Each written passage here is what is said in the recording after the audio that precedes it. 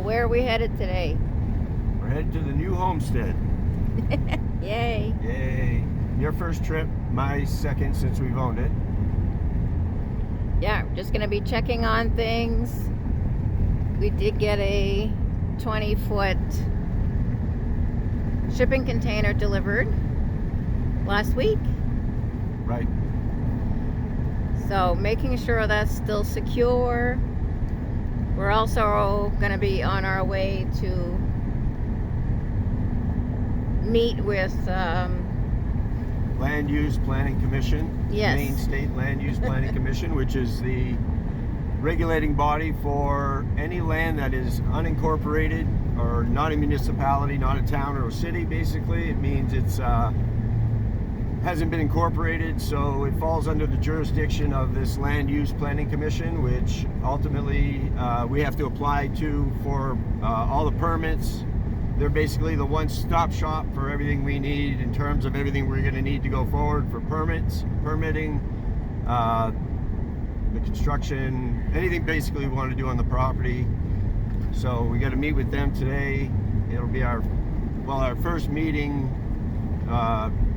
to begin the permitting process. We met with them previously to walk the property and get some information about what was allowed on it and whatnot. But for now, we are basically, now that we own it, we're going to start applying for permits that we need. The first thing we're going to be trying to build is a barn with the containers that we bought last spring. We're going to get those moved up to the property pretty soon. So our hope is to use those two containers, and we're going to build a barn around it, and that'll kind of be our place for the winter. So we got Ellie with us today. Yeah, she's out back. She doesn't like traveling too much, but she's been doing better, and she seems excited about going up. So. Yeah, she does better with the shorter trips. Well, this is still over an hour drive, so. Yeah. Sorry about the shakiness, guys. The road is a little bumpy. Very bumpy. I can't see that way, so you Okay. You have to tell me if there's traffic. Oh. I can't see that way. There's nobody coming.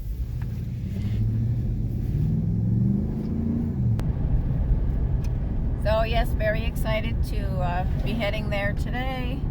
I have, because of my work schedule, haven't been able to get out there with Tim, but retirement's coming soon and that won't be an issue anymore. But we have lots of things to do in the next couple of weeks, closing on our current property and like Tim said, moving everything up to the Crooked River Homestead. Right. I hope they can hear us all right. I don't know. We don't have our microphones on. No. And we have the windows open for Ellie.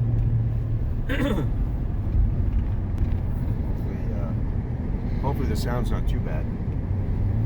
So today we're not going to be, we didn't bring too much with us today. This is, like I said earlier, just our second trip, so we're going to just kind of checking in, making sure, since I've been there last time, see if anybody has been on the property. Our first issue is security. We're about, a little over an hour away from the property, so we want to, as we bring in stuff up there, we want to make sure it's secure, and so we're going to have to be putting up a gate and taking some other precautions, but basically we got to get everything moved up there as soon as possible. So yeah, that property has been vacant for a long time, so I think any activity on the property is going to generate some interest. Right. And probably interest from not always good people. So we are anxious to actually be up there permanently, and we can keep an eye on things and keep moving forward. But we'll bring you back when we get there.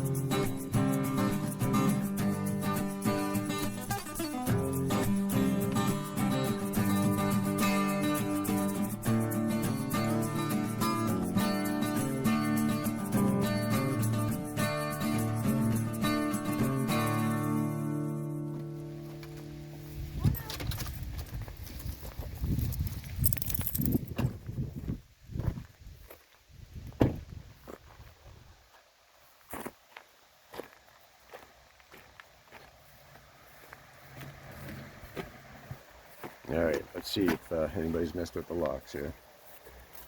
Yeah, it looks good. All right. Well, we got some stuff to unload. We'll open the container.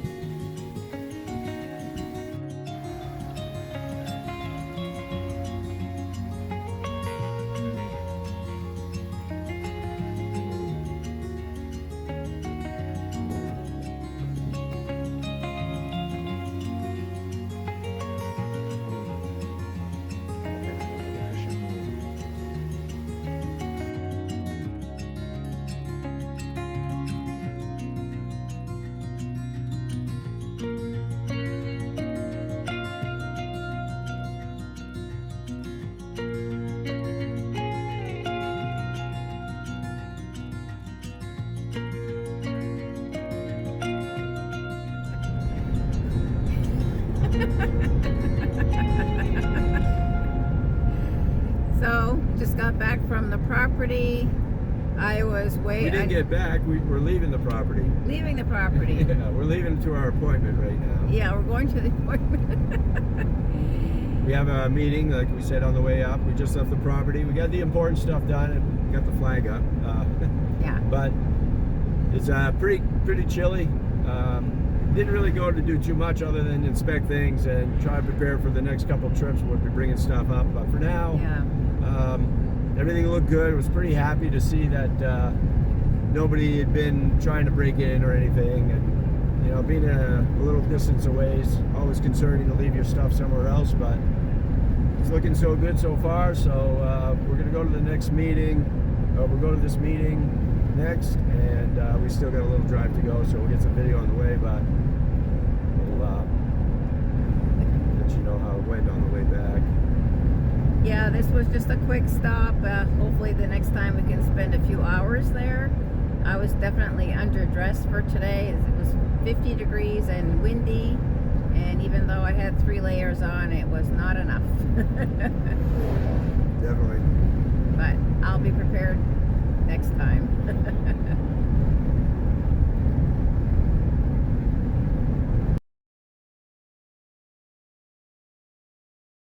All right.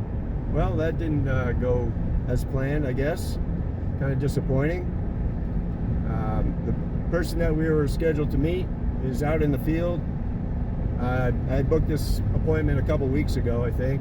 It was all done through email, verified, whatever. They clearly state on their website they're short-staffed, plan ahead, schedule meetings, no walk-in appointments. So they're very, very busy, and being short-staffed kind of makes things complicated for us trying to get our permits. Yep, we drove 2 hours to get there. 2 hours back home. 2 hours back home. And nothing to show for it other than a stop at the property. No progress in that permit that we need. Yeah, it's kind of disappointing. So just a real quick point. I've watched homesteading channels, homestead here in Maine, people, and I've heard people say Maine is a great place for homesteading because you can buy land where there's no regulation as far as permits, uses, and whatnot. And that's basically not true at all. I'm not sure how people think they can get away with building their homestead without permits, and at any point you have to either deal with the municipality, being the town or city you're dealing with or living in, or you're dealing with townships, unorganized territories, in which case you're dealing with the state of Maine directly. There's no way around it. In some cases you're probably better off dealing with a small town where they don't have full-time offices and all kinds of hours and stuff, where you basically deal with one person. And I know individuals personally who live in small towns where it's very easy to get a permit. You walk in, fill out a form, and you're on your way basically.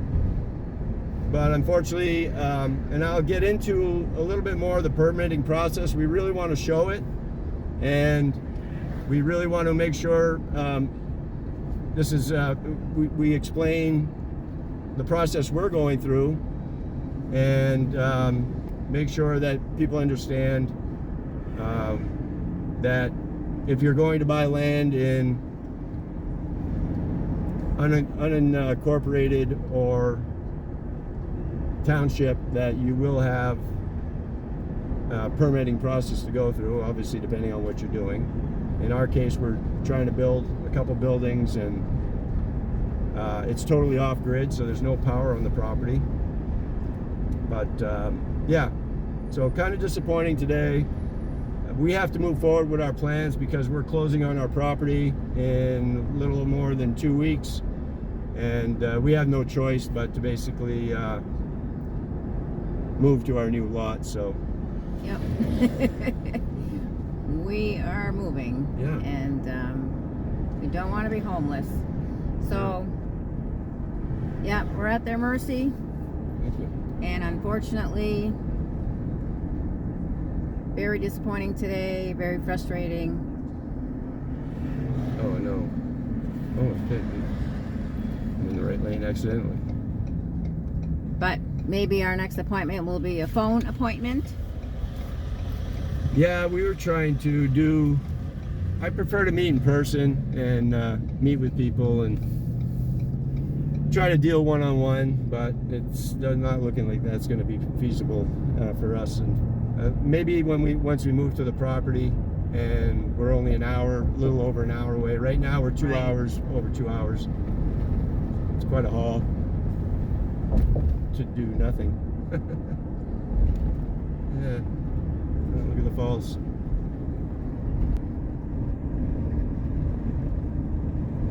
Just leave it there.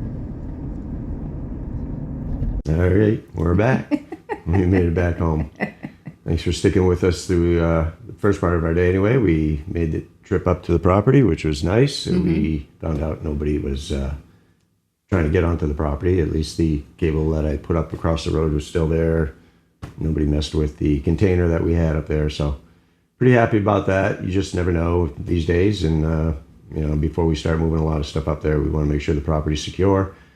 So we'll just go over a quick update of where we are and kind of get you caught up on, because we haven't really had a chance. It's been a busy summer with all the renovations we've been doing, and we've got this property under contract now. You've seen the video where we were trying to sell it, and it's looking pretty good. If things come together, we have less than 3 weeks to be out of here, which means we got to move everything in the yard, including in the house here. But we got a lot of stuff packed up already. Yeah, we...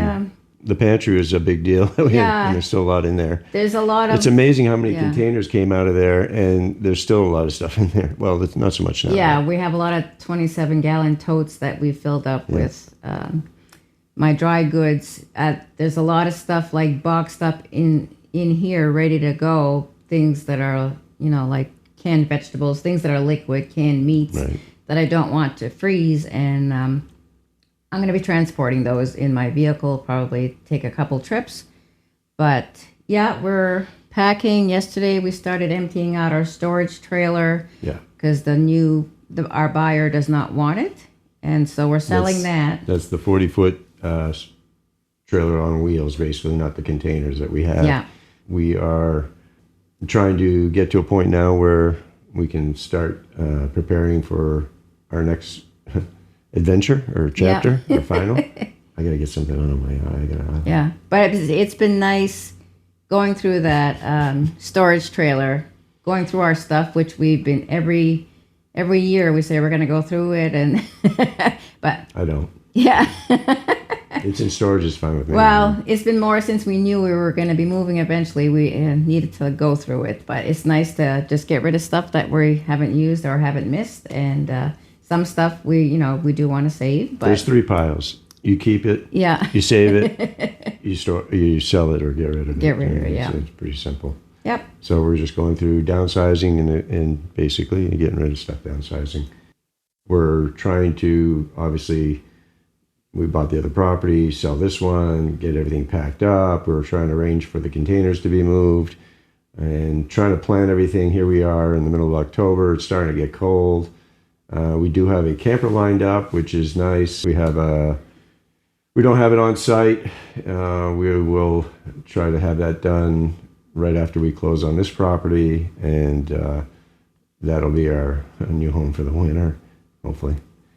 And then from there, our plans are to initially build what we're going to be calling the barn. And it's going to be a barn storage for our initial landing spot, more or less, so that we can have a place to work. I need a place where I can put out my tools and equipment, obviously, and primarily get out of the snow. Get out of the weather. Try to get out of the weather initially for the winter. Obviously, the camper we got is nice, self-contained. So, and additionally, we lucked out because I think it has some kind of winter package or 4-season package with extra insulation in the floors and walls, so we're told. And if that's the case, it's very nice. It's very well built, and we'll show you when we do get it, and we'll be any way around it. It's in great shape and very clean for it's 10 years old. So it's very nice. But yeah. So I wouldn't say we're looking forward to it. We're not really camper people. Never really. And camping is fine, but it's going to be an experience for us too, just to try. I'm looking forward to it. I know the work that's going to take to keep it comfortable, and I'm not looking forward to that because you can't have snow on it, and there's just a bunch of issues, obviously freezing and everything. So if you think a mobile home was rough, which was rough, I learned a lot. So a camper is going to be pretty complicated. Well, we'll see, but obviously we got to get it. We got to get it weathered in as quick as possible. And so our plan is to build a container monitor barn. And I'll just show you a little picture of what we're talking about. We've done a bunch of research, and where we already have the containers on site, what we thought we'd do is basically put a roof over them. Pretty simple. I'm going to stand a couple walls up. After I set the containers on end, Put the walls up, and I'll put a picture here to kind of show what I'm talking about. And we'll put a roof over that. It's called a monitor barn or a center raised barn. I kind of show you a picture of something I got off the internet. This is not exactly what we're looking at. We're going to have the containers in closer, but basically you get the idea. That's kind of the gist of what we're trying to do initially. It's not going to be anything fancy. It's just more or less something to initially this winter anyway get us. It's the quickest way I could think of to get something over us, get us cover over the camper, basically.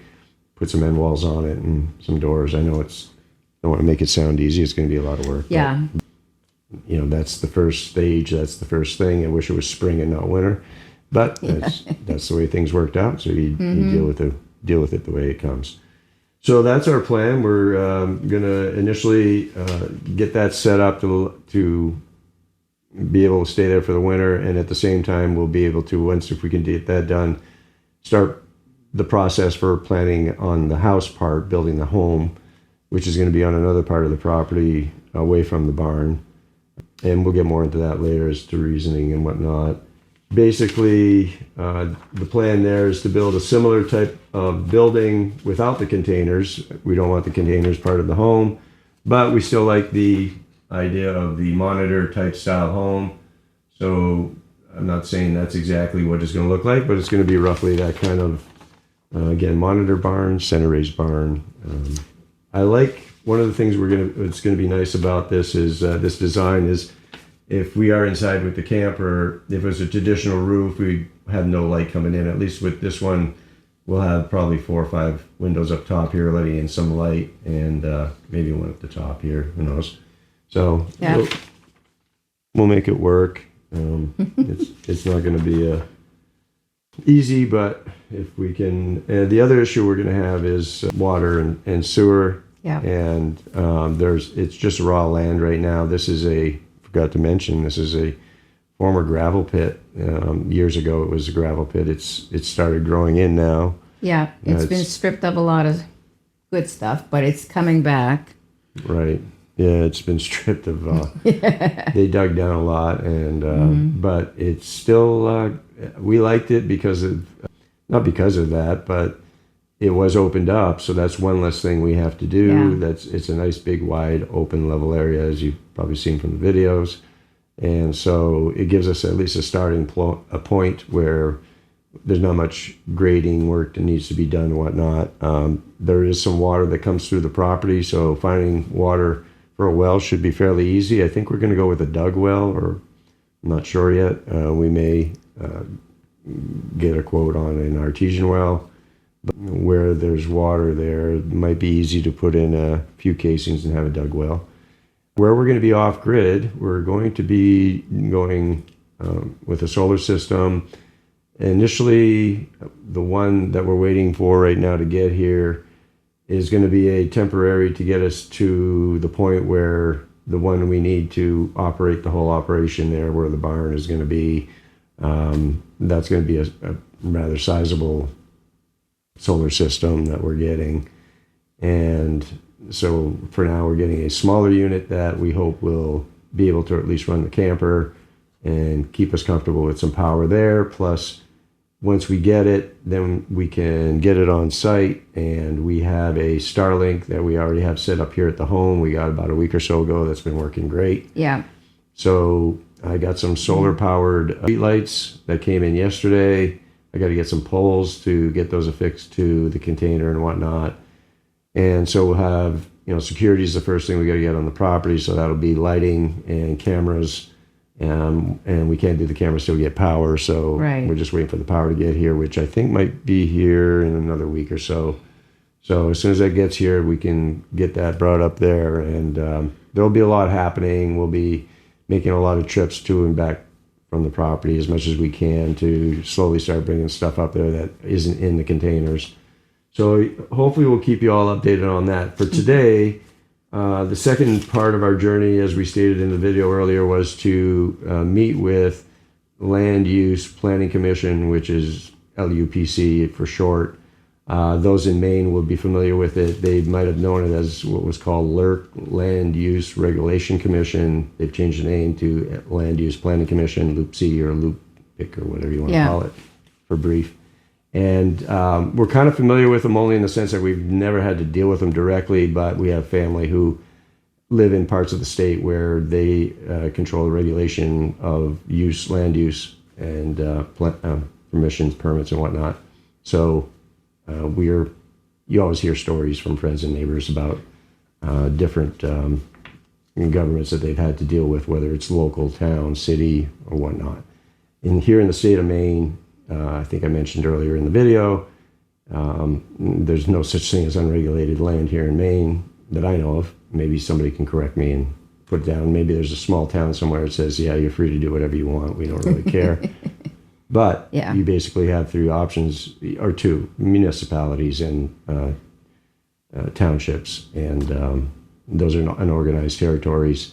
There's quite a bit of that here in Maine. And so the state has set up a regulatory commission, basically, they call it a planning commission now, that controls and gives permits what can be done on that property.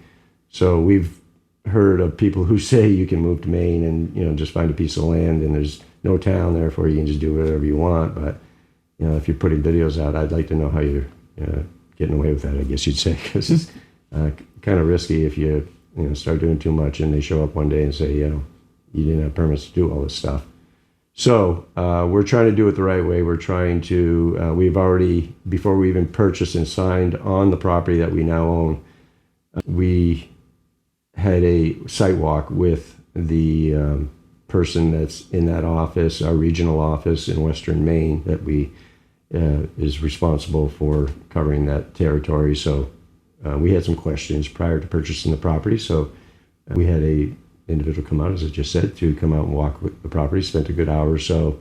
And we got some good information from that walk, and from that proceeded to purchase the property. It was what we needed to hear. So we moved forward with our plans to purchase, and here we are today. At the time we met with that individual, we explained to him that our plan is basically to live there. We're going to, we haven't mentioned yet, Brenda's retiring by the end of the month. Yay! And so our plan is that's going to be our homestead, our final, hopefully. We've always wanted to build our own home and have our own place and be able to do the things we want to be able to do. It's off-grid, and so we're pretty excited about all that.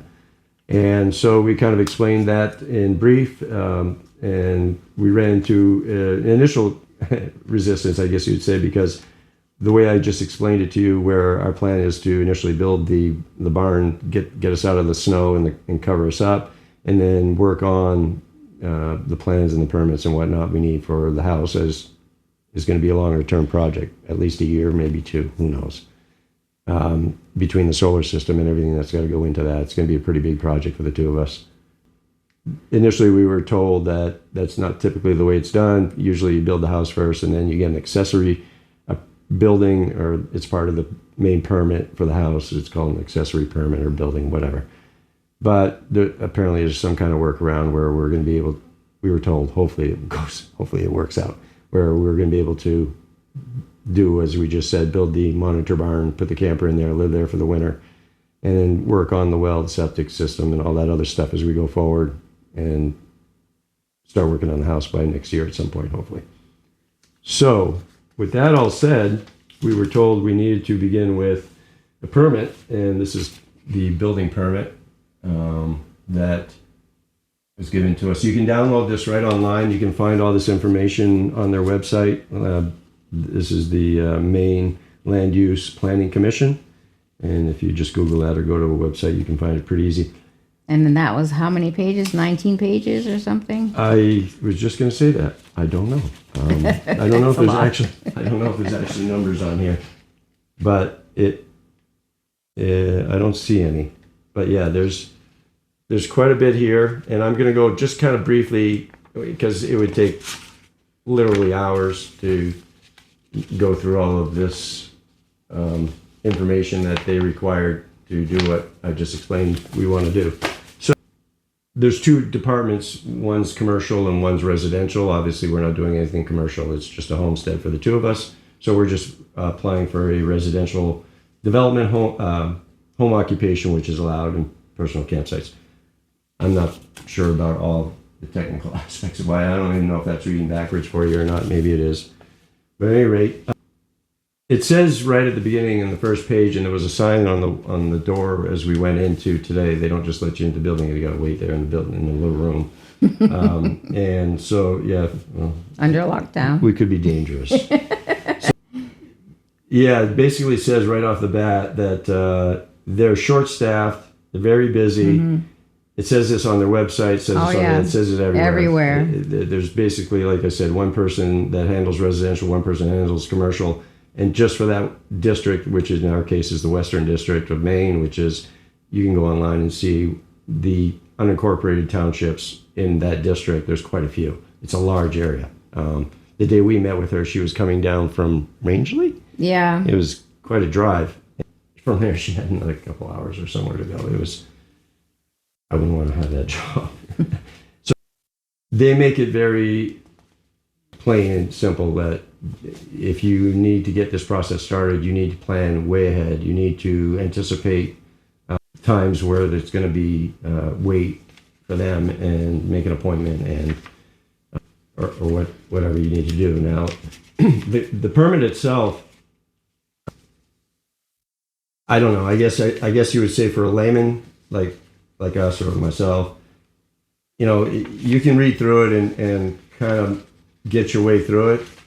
I'd be surprised if anybody that hasn't been through this process yet could fill it out and get everything right the first time. My guess is you'd fill this out, you'd submit it, and it's going to get kicked out for something that was whatever, inaccurate or not filled out properly. That's why we wanted to meet with her today, because we did have some questions on certain things in the application, and we want to make sure that we get it right, hopefully the first time, or get it the way that she wants it or wants to see it. But anyway, it took almost a month to just get her onto the property to tell us, to look at everything and to figure out, if we were going to be able to do what we wanted to do. And then, it took more time to hear back that, yes, we can put the house where we wanted and so forth. Right. Which led us to today, which, like I said, we made this appointment about a week ago. And I haven't heard back, so I don't know the reasoning. There may be a very good reason for missing the appointment today. And that's the gist of this. The rest of this video is we didn't get to meet with her today. Yeah. Unfortunately, we got there and we got to the door and we were informed that she was on site with another client or customer, whatever happened. So we had a 2-hour drive home from there. So it was almost 6 hours of driving today, which part of that was just going to the land, which is fine. It would have been about the same time we would have spent there and back anyway. So, but at any rate, basically where we left it was the person that greeted us at the door explained that we weren't going to be able to meet with her. They were more than happy to answer any questions we had, which was nice, and we appreciate that.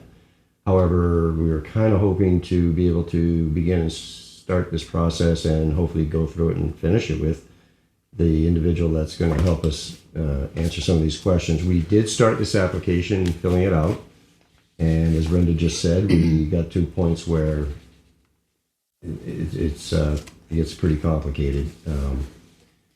And so I guess what we'll do from here is we'll wait to hear back and go ahead and either make another appointment. I doubt we'll drive back up. I'm not sure. But if that's necessary, we will. Otherwise, we may just maybe do a phone. Try to go over meeting with her on the phone. But in the meantime, we need to also schedule a site evaluation by a different individual for where the septic's going to go, right? Right. And everything. Yeah. So we got a lot of stuff to do. Yeah. Right. But the sooner we can get them on the books, because they're actually part of this whole building permit application. It's going to be attached to it and submitted with it. So part of that, real quick, is on their website they have that's where they tell you to go get the information on people to do the site evaluation this is a site evaluator licensee list. And this is the most current list for people like us that are looking to get septics. And this is for the entire state of Maine. There's people all over the state of Maine, and this is what they do. They come to your property. Well, we haven't been through it, so we're going to find out. But basically, we're going to have to deal with this person to begin the process for getting our septic system design, which we're going to be doing, hopefully 2 of them. But we'll just show you right here. This is a list of names you can download on the internet, and there are 1, 2, 3, 4, about 4 and a quarter, whatever, pages of names and numbers. And they do give addresses and contact information. However, they don't organize it in any manner to assist you in finding who is in your area. So obviously you don't want to, you're not going to find somebody in the northern part of the state to come down. Right. So you got to find the individuals in your area. I'm not quite sure how to do that. I don't know if there's a number or not, but we inquired about that, and we were told we could download the list, which we got, and from there they couldn't make any suggestions because of conflict of interest. Yeah, they can't make recommendations. I guess we're just going to start making phone calls. So that takes care of that, and that will get us started with our building permit process. In the meantime, we got a lot of work to do in finishing our packing and completing or beginning to bring stuff up to the property, make many trips. Yeah, you'll all hopefully follow as we go along. That's it. So we just want to thank you all for watching. We appreciate you guys have been following, being patient. We haven't really lost any subscribers, and we really appreciate that. We haven't gained a lot, but that's understandable. We haven't put out a lot of videos over the course of this summer. Yeah. Brenda's put out a lot with her gardening and her pantry stuff. I just didn't have time to capture everything that I was doing. It was just way too much to do to try and get to this point. So thanks again. We appreciate you guys watching. If you haven't watched in the past and haven't subscribed, please do so. If you have any comments or questions in relative to what we were just discussing, we'd like to hear your input. And other than that, we'll catch you in the next video. Not sure where we are or what we'll be doing, but we'll be having fun. We'll hope you'll follow along with our new journey. Take care, everybody. Bye. Bye.